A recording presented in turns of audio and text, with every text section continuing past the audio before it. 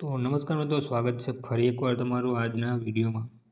આજના વિડીયોમાં આપણે વાત કરશું જે ગુજરાત રાજ્ય વાહન નિગમ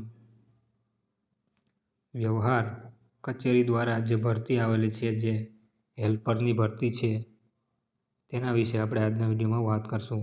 શું છે તેનો પગાર, ફોર્મ ક્યારે ભરવું, શું એની તારીખ છે, કઈ વેબસાઇટ ઉપર ભરવું, સંપૂર્ણ માહિતી આપણે આજના વિડીયોમાં જોશું. તો વિડીયો સ્કીપ ન કરતાં છેલ્લે સુધી જોજો અને વિડીયોને એક લાઇક પણ કરી દેજો. તો ચાલુ કરીએ આપણે વિડીયોને. સૌથી પહેલાં જોઈએ જે ફિક્સ પગાર ઉપર જે આ ભરતી છે, બરાબર. અહીં તમને વેબસાઇટ પર આપેલી છે, જે ઓજસની વેબસાઇટ ઉપર જઈને તમે એમાં એપ્લાય કરી શકો છો. ત્યાર પછી નીચે આપણે જોઈએ તો અહીં કક્ષાનું નામ, પગાર અને કુલ જગ્યાની માહિતી પણ આપણે આપેલી છે, જેમાં કક્ષાનું નામ છે જે હેલ્પર છે, ફિક્સ પગાર જે છે તે 21,000 રૂપિયા છે અને કુલ જગ્યા જે છે તમારે 297 જેટલી જગ્યા છે. અને ઓનલાઈન અરજી કરવાનો સમયગાળો છે 13 તારીખ 2 મહિનો 2024થી 12 તારીખ 3 મહિનો 2026 સુધી તમે ઓનલાઈન અરજી કરી શકો. સંયુક્ત પરીક્ષા અંગેની પ્રોસેસ ફી સ્વીકારવાનો સમયગાળો 14/3/26 સુધી છે. તમારી જે ફી હોય છે તે સ્વીકારવાનો સમયગાળો છે. ત્યાર પછી નીચે આપણે માહિતી જોઈએ તો મિત્રો આ ભરતી સંપૂર્ણ જે છે તે દિવ્યાંગો માટે છે, બરાબર, એટલે કે હેન્ડીકેપ લોકો માટે, જેમાં category A, B, C, D અને E એવી રીતના કેટેગરી છે.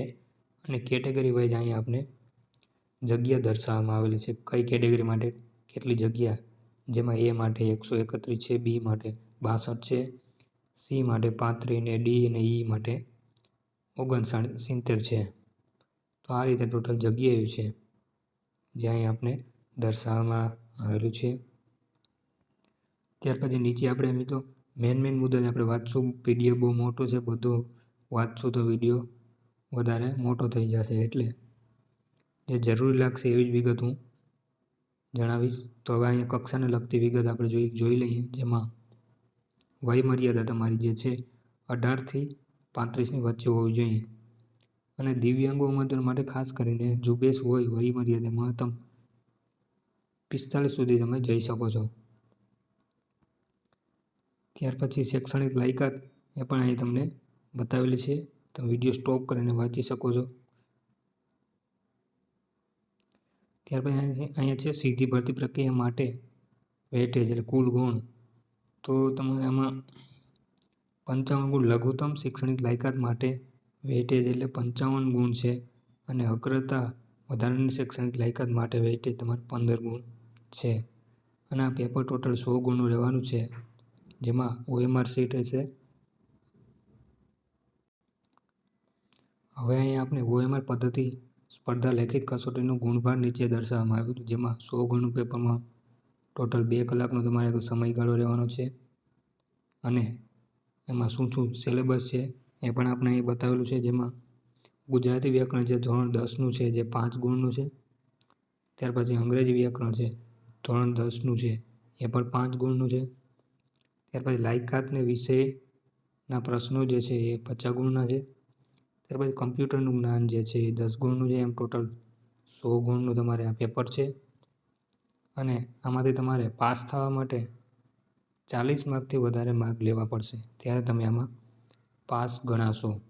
ત્યાર પછી પરીક્ષા માધ્યમ અંગ્રેજી વ્યાકરણ ધોરણ 10 કક્ષા સિવાય ગુજરાતીમાં રહેશે, એ તો આપણે ઉપર જોઈ લીધું છે. ત્યાર પછી શું છે વધારે માહિતી આપણે જોઈ લઈએ. પગાર ધોરણ તો આપણે ઉપર જોઈ લીધું જે છે 21,000 છે મહિનાનો. અને વય મર્યાદા પણ આપણે જોઈ લીધી 18થી 45 વર્ષની છે. એક આ મુદ્દો રહી ગયો આપણે શૈક્ષણિક લાયકાત માટે, જેમાં ઉમેદવારે ઓનલાઈન અરજી પત્રક ભરવા સમયે ITI એપ્રેન્ટિસશીપ પાસ કરેલી હોવી જોઈએ. તો મિત્રો આ હતો આજનો આપણો વિડીયો, જેમાં હેલ્પરની જે ભરતી આવેલી છે GSRTC, જેમાં આપણે માહિતી મેળવી લીધી. તો વિડીયો પસંદ આવ્યો તો એક લાઇક કરજો અને ચેનલને સબસ્ક્રાઈબ કરી આપજો.